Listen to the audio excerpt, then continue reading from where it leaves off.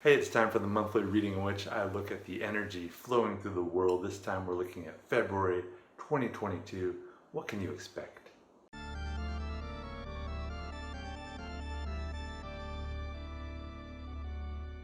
The card I'm seeing is the Ace of Swords. I think this is the case because right now we're at a very crucial moment when we are planning ahead, but we've kind of been conditioned to think ahead because we can't even leave the house now without planning. Do we have a mask? Are we ready for this and that?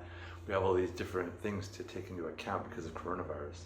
So I think with this Ace of Swords, this is a card when plans are being put into effect. Governments are putting in plans, corporations, but individuals like you and me.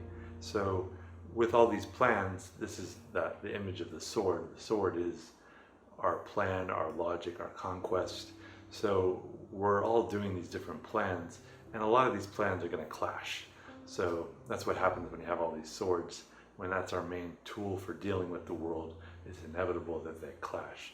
So what do I recommend that you do to deal with all these swords? Well, you're going to, at some point in the month, I guarantee you will encounter some sort of clash of plans. It may be with your family, with your friends, with your coworkers, or with total strangers, but in some sense you're going to have a clash of plans, and you're going to have to decide what is more important, like creating harmony or creating or getting, what my original goal was with my plan.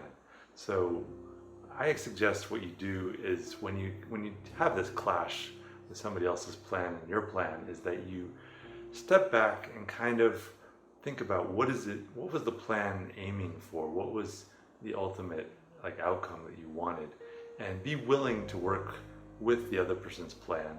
And maybe it'll be about convincing them to see that their plan isn't the best plan, but it also may mean that you need to surrender a little your plan, but don't surrender your outcome, your goal that you're aiming for, but do be willing to be flexible and work with others. The Ace of Swords is like the best chess player on earth. So even if you do step back a little, you may be just finding a different route to where you want to go. As I said, the Ace of Swords is about thinking and planning, but it isn't always the best tool for happiness. Always be willing to connect using the other tools that you're control. The Cups cards, which are about emotions, the Wands cards, which are about the imagination and creativity, and the Disc cards, which are about the reality of the physical world. There's no doubt that a sword is a very powerful tool, but I always say that it's not how you want to live your life forever, holding a sword.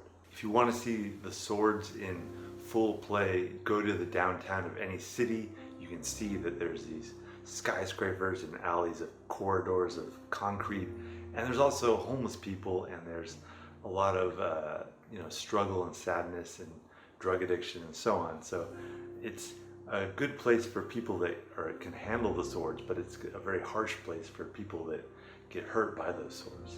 Do your best to retain your connectivity to others in these times, and don't let the sword be the ultimate fixation of your life. If you want to know what happens when two powers are both wielding swords and neither is willing to be flexible, look at the situation right now between the United States and Russia around the Ukraine. I'm going to look at that in my next tarot reading, so be sure you're subscribed, and I'll see you there.